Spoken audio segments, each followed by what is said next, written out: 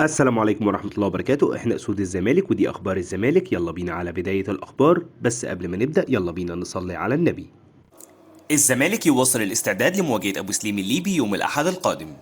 مصدر بالزمالك كشف تفاصيل الانفراجة المالية للاعبين والجهاز الفني، وقال تم صرف جزء من مستحقات اللاعبين عن الموسم الماضي وليست القيمة الكاملة، في خطوة تؤكد للاعبين من جانب الإدارة على منحهم كافة حقوقهم. وأضاف أن أحمد سليمان عضو مجلس الإدارة خلال جلسة أمس مع اللاعبين أوضح للاعبين أنه سيتم السداد على دفعات مع الالتزام بمواعيد محددة، وأوضح أنه تم صرف جزء من مستحقات الجهاز الفني والإداري والطبي. وفيما يتعلق بشأن معتمد جمال تم الاتفاق معه على راتب شهري، والمدرب ترك الأمر للإدارة بشأن قيمة المرتب. من المقرر أن تقام مباراة الزمالك وأبو سليم الليبي يوم الأحد القادم 26 نوفمبر في تمام الساعة 6 مساء بتوقيت القاهرة على استاد الجيش ببرج العرب في الجولة الأولى لمباريات دور المجموعات لبطولة كأس الكونفدرالية الإفريقية.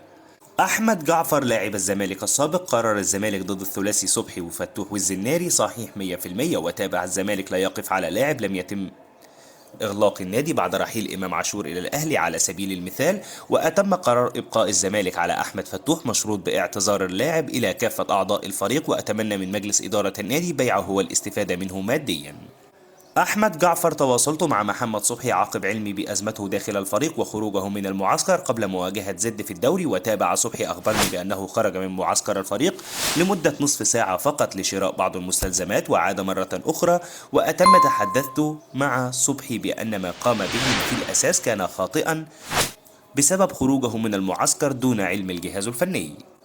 عبد الله جورج الزمالك أكبر من أي لاعب وخير الزمالك على الجميع، ويجب أن يعلم الجميع أن النادي لن يقف على أي لاعب مهما كان اسمه. وشدد على أنه ليس متحدث رسمي للمجلس، لكنه يريد أن يطمئن جماهير الزمالك فيما يخص أزمة إيقاف القيد، وهناك قرارات مهمة ستكون في المرحلة القادمة. المهندس مجدي ميشيل رئيس اللجنة الهندسية بنادي الزمالك الأستاذ ممدوح عباس تبرع بالعيادة والصيدلية داخل المقر الرئيسي للنادي، وشدد على أن هناك تطوير شامل داخل المقر الرئيسي بالزمالك سيشمل مبنى فريق كرة القدم وحمامات السباحة والملعب الرئيسي بما يتناسب مع مكانة نادي الزمالك. وأشار أن هناك توجه لعمل جزء استثماري داخل المقر الرئيسي، وسيكون هناك إلغاء لبعض حمامات السباحة الغير مستخدمة. وألمح إلى أنه سيتم استبدال السيراميك الموجود في الفرع الرئيسي إلى انترلوك بعد شكوى الأعضاء من السيراميك وأنه يتسبب في انزلاق بعضهم. المهندس مجدي ميشيل قمنا بعمل رسومات لمدرجات حلمي زمورة ومقصورة لكبار الزوار، وننتظر القرار للبدء في التنفيذ. إيهاب الكومي لا صحة للأخبار المتداولة حول تغيير محمد غرابة وتعيين سيد عبد الحفيظ بدلا منه، ونسعى للاستقرار داخل منتخب مصر قبل كأس أفريقيا. مهيب عبد الهادي سبورتنج لشبونة رفض تقسيط غرامة الزمالك وتمسك بالحصول عليها كاملة، ولن يتم رفع إيقاف القيد إلا إذا تم توفير الغرامة.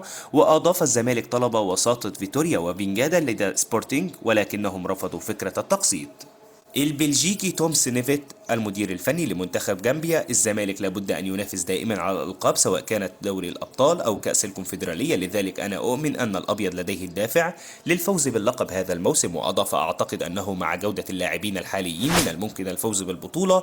وكما تعلمون أنني بلجيكي الجنسية، والزمالك أسسه جورج ميرزباخ المحامي البلجيكي الذي كان يعمل بمصر، فهناك علاقة بين الزمالك وبلجيكا. فرج عامر سعيد بالتأهل لنهائي دوري المرتبط لكرة السلة لمواجهة الأهلي. الأحمر فريق كبير ومعه مدرب عالمي، والمرتبط عنده أقوى فريق في مصر. وأضاف فتوح لاعب ممتاز وخاض تجربة جيدة معانا في سموحة، وقلت له ستحترف وستكون أفضل ظهير أيسر في مصر. وفترته في سموحة كان ملتزم جدا، وتابع على أعرف التفاصيل الداخلية في أزمة فتوح. أتمنى ربنا يوفقه ويهديه للتصرف السليم.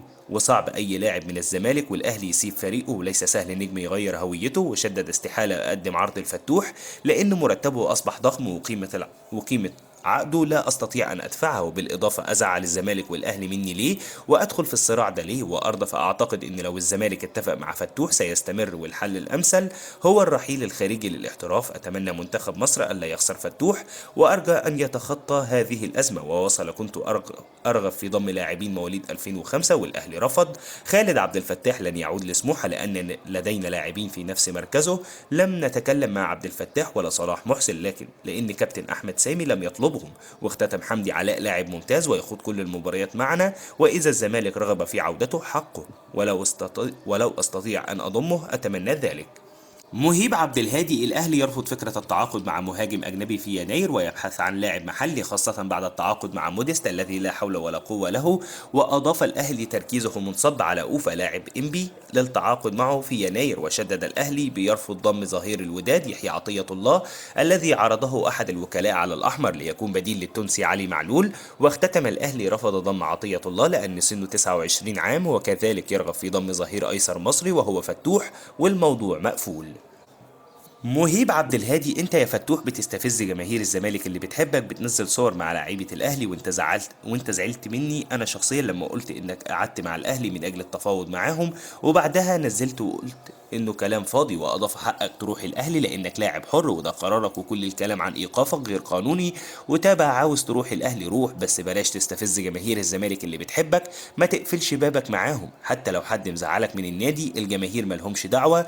وشدد: طبيعي تروح لحسين الشحات في افتتاح ملعبه، في 2 لعيبه بالزمالك وبيلعبوا حاليا راحوا لحسين الشحات وما نزلوش الصور، انت بتنزل الصوره ليه؟ بلاش تلعب على وتر الجماهير. واختتم: صوره طبيعيه مع زمايلك في المنتخب لكن توقيت نزولها غلط، انت لاعب كبير لكن الفتره دي فتره ريبه، بلاش تلعب على وتر الجماهير.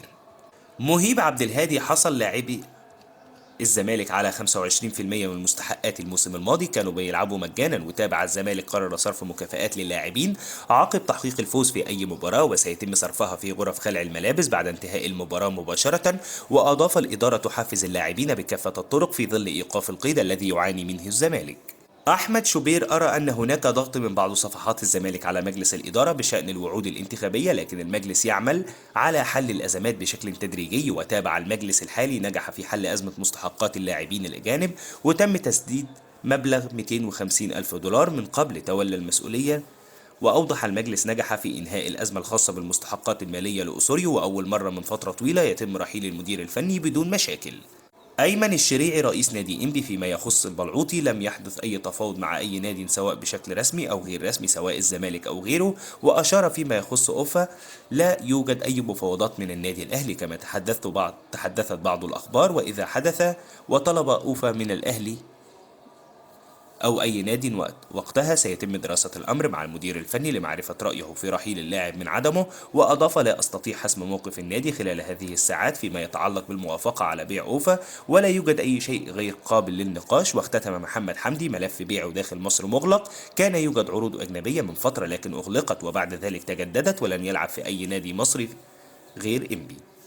بس كده، هي دي كل الاخبار اللي كانت معانا النهارده عن نادي الزمالك. اتمنى الفقره تكون خفيفه على قلبكم، ادعمونا بلايك الفيديو، سبسكرايب للقناه، ومتشكرين جدا على دعمكم. لو عندكم اي ملحوظه سيبوها لنا في التعليقات. سلام.